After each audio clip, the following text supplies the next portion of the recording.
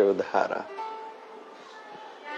जीवन में जितना जरूरी है किसी भी फील्ड में, क्षेत्र में हार्ड वर्किंग, कड़ी मेहनत का होना,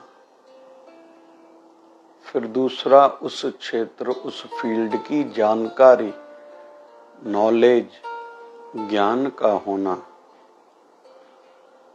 तीसरा आवश्यक गुण होना चाहिए इच्छा शक्ति, सेल्फ डिजायर भी हो, काम करने की इच्छा भी हो। उतना ही चौथा गुण आवश्यक है धैर्य रखना। आज के युग में जितना इंसान डिस्टर्ब, तनाव में दिखाई दे रहा है, कहीं तो भी धैर्य की कमी भी एक बड़ा कारण है फल के लिए। हर कोई एक ही दिन में बहुत कुछ करना या पाना चाहता है। व्यवहार जगत में भी ऐसी ही सोच बन चुकी है। आज पढ़ाई पूरी हुई है, आज ही जॉब चाहिए, आज ही मेरी इंक्रीमेंट होनी चाहिए, इनकम बहुत बढ़नी चाहिए, पद बढ़ना चाहिए। या घर व्यवहार में भी आज अगर किसी का विवाह हुआ है तो बहू रानी चाहती है आज के आज ही मुझे पूरा मान सम्मान चाहिए, राइट्स चाहिए, अधिकार चाहिए, प्यार चाहिए। जबकि नियम ये आप करो, आपका कर्म ही आपका मान कराएगा, आपकी इंक्रीमेंट, इम्प्रूवमेंट होती जाएगी। चौथा बिंदु हमने कहा धैर्य।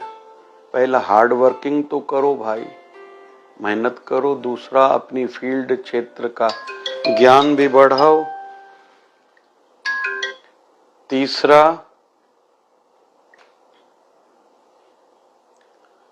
इच्छा शक्ति को मजबूत करो।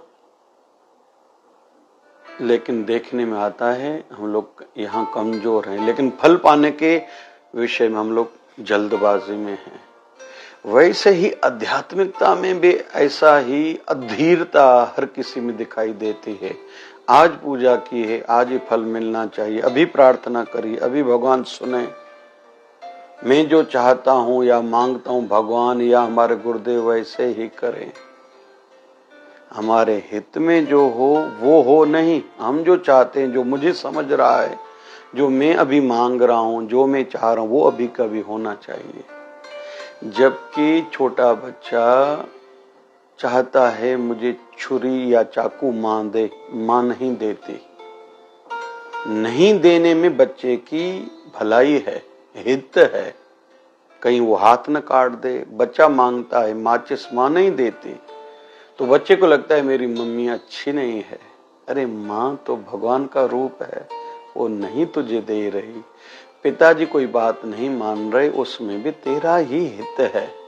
मातृ देवो भव, पितृ देवो भव। माँ बाप ही पहले हमारे देवता हैं, भगवान हैं। लेकिन हम लोगों को वो गलत लगने लगते हैं। लेकिन जब तक धैर्य नहीं रखेंगे, रजा में राजी रहना, या फिर वो अभी प्रार्थना नहीं सुन रहे तो उसमें भी मेरा कोई हित होगा, या वो टाइम अभी आया नहीं होगा। जब तक ये नहीं समझेंगे हम लोग डिस्टर्ब ही रहेंगे और प्रगति, तरक्की भी नहीं होगी। भरत जी राम जी को वनवास से वापस लेने के लिए जब गए हैं, वहां बहुत कुछ हुआ है। वहां एक ऐसा भी समय आया कि भरत जी राम जी से पूछते हैं कि राजा दशरथ के बाद राज्य पर पहला अधिकार किसका होता है पिता के बाद? बोले बड़े पुत्र का, मतलब आपका? बोले हाँ। आप वनवास चले आए तो अधिकार फिर किसका है या दायित्व किसका है? बोले भरत तुम्हारा। भरत जी कहते हैं आप मुझे कह रहे हो मैं इस समय अयोध्या का राजा हूं, तो राम जी कहते हैं हाँ। तो भरत जी कहते हैं मैं अभी राजा हूं, तो आपको आज्ञा दे रहा हूं, अभी प्रार्थना नहीं, आज्ञा दे रहा हूं कि आप यहीं से अभी लौट चलिए। जितने लोग भी बैठे थे, अयोध्यावासी, वशिष्ठ महाराज हो, माताएं हो, राजा जनक आदि हो, सबको थोड़ा अच्छा लगा, अच्छा वातावरण बन गया, अच्छा पॉइंट सामने आया था, बिंदु आया था। राम जी भी कहीं तो भी तैयार होने की सोच रहे थे, लेकिन भरत जी की नजर गई राम जी के चेहरे की ओर, हाव भाव की ओर, कि कहीं तो भी वो डिस्टर्ब दिखाई दे रहे हैं, उनको मन नहीं है।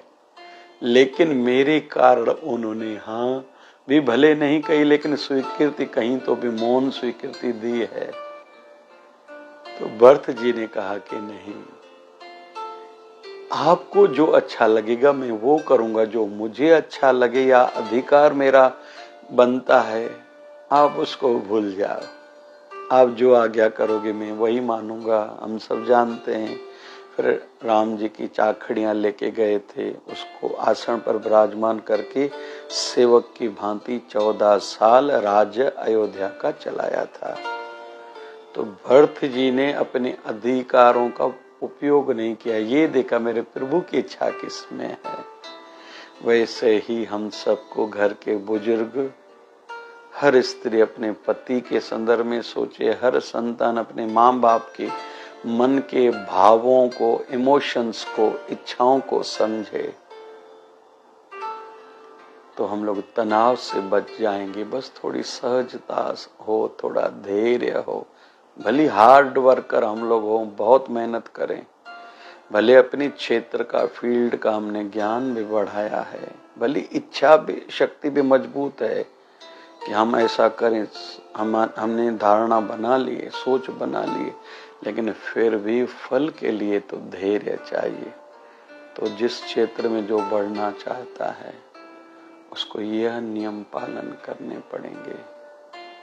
अंत में निवेदन है, गर्मी के दिनों में घर की छत पर पंछियों के लिए पानी की व्यवस्था, फिर बाजरा के लिए की व्यवस्था करेंगे।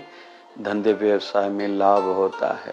जिनका घर नीचे है या नीचे घर के बाहर व्यवस्था कर सकते हैं पानी की, जो जुबान से बोल नहीं सकते, जैसे गौ माता हो, कुत्ता हो या जो भी पशु आदि नजदीक घूमते हैं, उनकी पानी के लिए व्यवस्था करेंगे तो घर के कलह कम होंगे।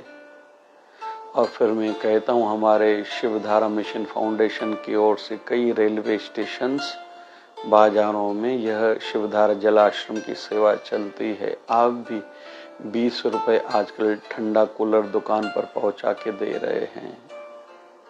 रोज 5 कूलर रखो, 100 रुपया खर्चा, 10-20 रुपए दूसरा खर्चा, 2 महीने सेवा करो तो 7-8 हजार रुपए, 10,000 रुपए की सेवा होगी। आपकी दुकान से 100-200 प्यास से पानी पी के जाएंगे, खूब आशीर्वाद मिलेगा, मन की शांति होगी। और जल सेवा की दूसरी जो लाभ की बात है, फायदा है, बड़े वैसे तो पुण्य तो बहुत है, दूसरा बड़ा लाभ है जो लिक्विडिटी में कमी हो रही है। हर समय पैसा हाथ में नहीं है, तकलीफ ही तकलीफ है, प्रॉपर्टी बहुत है, धंधा बहुत है, पैसा हाथ में नहीं बचता, तो ये तकलीफ दूर होगी। तो निवेदन है, गर्मियों के दिनों में हर कोई जल सेवा जरूर करे, खूब खूब पुण्य कमाए।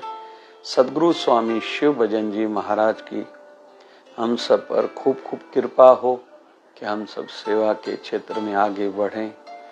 जय जय शिवधारा, जय जय शिव।